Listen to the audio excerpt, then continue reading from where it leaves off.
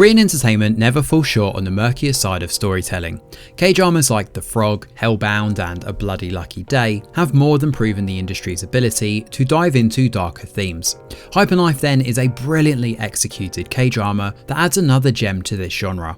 Hyper Knife is eerie, mysterious and thrilling, all while being stylish to the point where even murder has an aesthetic. Most importantly though, it is a psychological treat that dives into the minds of two genius doctors and their complicated contentious relationship. We get a deep exploration of their admiration, obsession, guilt and love for each other, all of which going to extreme lengths and often leading to violence. The stars of this thrilling, twisted story are Jung Se-ok and Choi Deok-hee, played by Park Hyun-bin and Seo Kyung-gu, respectively. Se-ok is a younger doctor who begs the veteran neurosurgeon Deok-hee to teach her everything he knows. However, something goes wrong and Deok-hee eventually has Se-ok thrown out and her medical license revoked.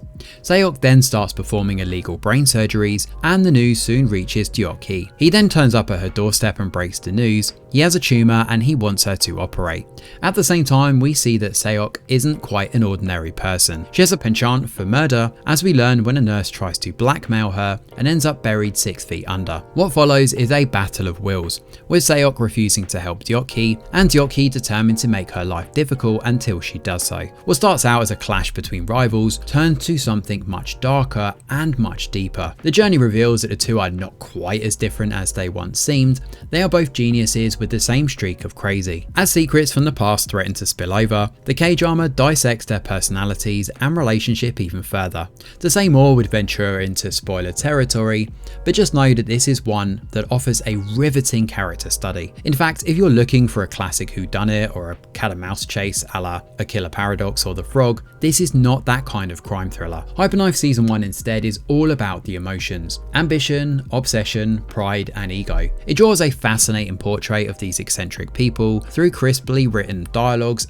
and a captivating plot. The stakes are high, the atmosphere is tense, and anyone who likes thrillers will surely have a thoroughly enjoyable time with this one. All of this is accentuated by the show's solid visual style, which relies on cool blues and grey tones for the most part, but will throw in a splash of red blood or the bright yellow of a flame to heighten a scene's emotions. The cinematography throughout is gorgeous and uses close-up shots to complement the story's emotional core. The background score leans into Season 1's arty vibe as well, using orchestral music sometimes and at other times playing a lilting Vampire Weekend song while a character commits murder.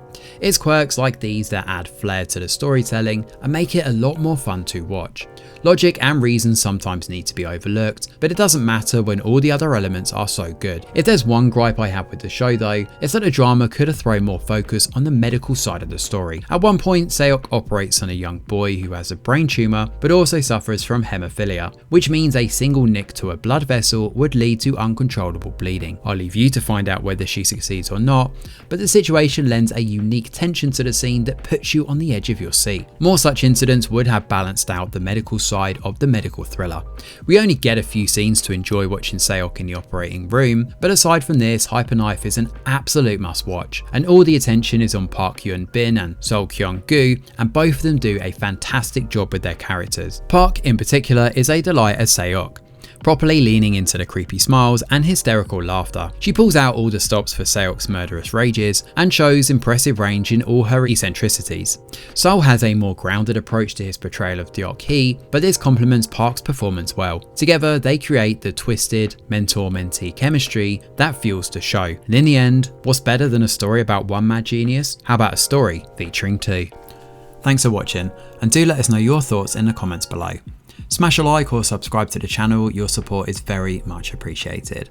I'm Greg Wheeler, and from all of us over here at The Review Geek, we'll see you on the next video.